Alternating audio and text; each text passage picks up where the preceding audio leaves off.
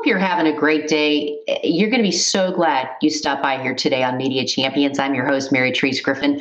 On Daily Ad Brief, we like to bring in folks who have got the subject matter expertise in this world of media and marketing.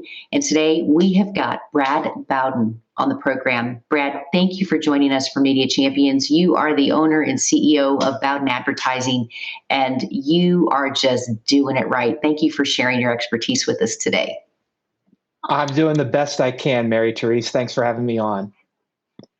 We were talking earlier as we were getting things set up about how you are telling people stories through those little 2-minute blocks of time sometimes on television. I know you cover the gamut, but I want to specifically talk about those little 2-minute programming buys that you purchase, because people will watch TV and see that interview and go, how did they do that? That's you. That's what you do. Yeah. I mean, really, it's it's 100% share of voice in most cases in the ad block, because, I mean, in most cases, if you buy a 2-minute break, that's the entire break. So when I buy one of those blocks, typically I'm having to preempt 4 other advertisers who are running 30-second commercials. But what we found is that, and I specifically work in the home remodeling category, is we put unique tracking codes on the creative, and but also we break it out by different TV stations that I buy. So I buy local affiliates across the country. And what it enables us to do is track which stations and which programs the phone inquiries are coming from off those 2-minute spots. And the 2-minute spots just enable that number to be on long enough that people can call that number and try to schedule an in-home appointment, an estimate, so to speak. So what we find is those leads are typically, when they call our call center, they're more top of mind. So when they speak with someone in a client's call center, it's very much on the top of the mind, like I said. And so it's typically a more easier one to convert than maybe your typical digital ad. Although a digital ad, you might be able to, typically you're able to buy for cheap on the more cheaper end. You just have to go through more of those leads to convert them.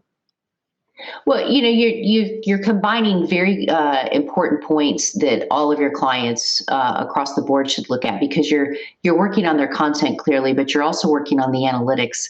And this always brings me to a very interesting portion in these interviews. It's so important for people to understand why, especially in the home building business and remodeling business, they should partner with an agency like yours, because you're letting them focus on what they do well, but this is what you do well. Why is it important for them to partner with you? I think there's such a shortage. There's a need in the market, let's say this, for better attribution in the traditional media segment, whether that be local broadcast TV or radio or print.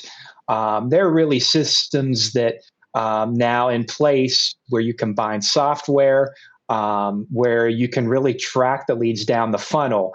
When I sold TV advertising, when I worked at a local TV station in West Virginia, it was, a lot of the times you follow up and you ask the client, how are sales going? And a lot of times you might get the answers, I don't know. I mean, the cash register is still ringing. So I guess that's a good thing. But now when you can actually show them tangibly the results of the data, how much I'm buying a lead for, but not only that, but we also track through CRM.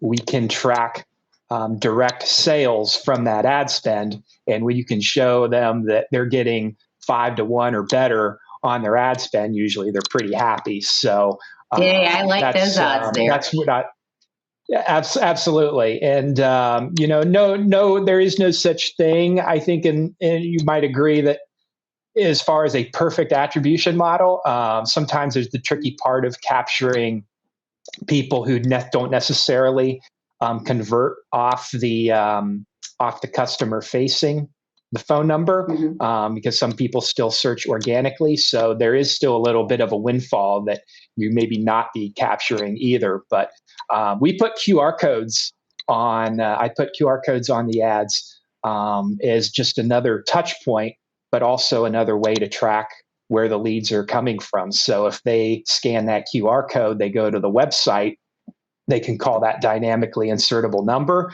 or they can fill out a form.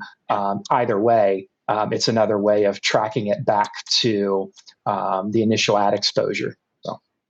I think either way, a client is got a good reality check with you at the helm there, because it's good news that you're providing for them. Thank you so much for sharing your expertise with us today. I hope you'll come back on the program.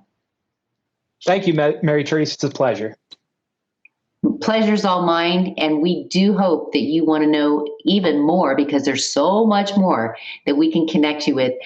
For Brad Bowden and the folks that he's working with, it's easy to do. You can go to dailyadbrief.com and we will make that connect for you.